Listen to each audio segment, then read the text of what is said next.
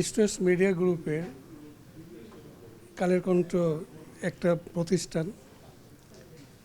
East West media গ্রুপের মধ্যে কালের কণ্ঠ, বাংলাদেশ প্রতিদিন, ডেইলি সান, নিউজ 24, তারপর রেডিও, অনেক কিছু একই নামে আমরা চালিয়ে যাচ্ছি। এর মধ্যে কালের কণ্ঠ একটু বড় আকারে চলছে আমাদের মধ্যে।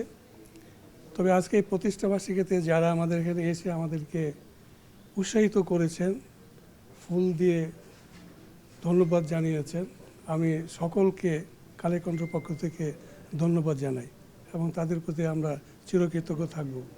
একই সঙ্গে এই 16 বছর যাবৎ বিজ্ঞাপনদাতা এবং অগণিত পাঠক এবং সংবাদ মাধ্যম বিভিন্নভাবে যে আমাদেরকে সাহায্য করেছেন, তাদের প্রতিও আমাদের ধন্যবাদ থাকবে যে সবসময় যেন আমাদের পাশে ওনারা থাকেন, এভাবেই সাহায্য সহযোগিতা করে থাকেন।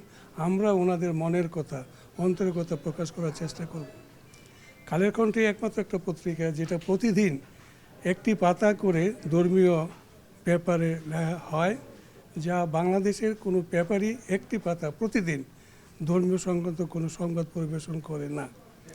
আমাদের উদ্দেশ্য হচ্ছে বৈজ্ঞানিক ভিত্তিক সমাজ ব্যবস্থা প্রতিষ্ঠা করা এবং সেটা গ্রামে গঞ্জে সবাইকে পাঠের জন্য সহযোগিতা করা।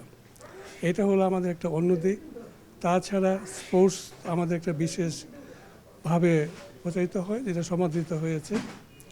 একই সঙ্গে আজকে আমি বলবো যে 16 বছর যাবৎ যারা আমাদের সাথে ছিলেন তারা ভবিষ্যতেও থাকবেন, আমাদের পাশে থাকবেন, আমরা ওনাদের চাহিদা পূরণ করার চেষ্টা করব।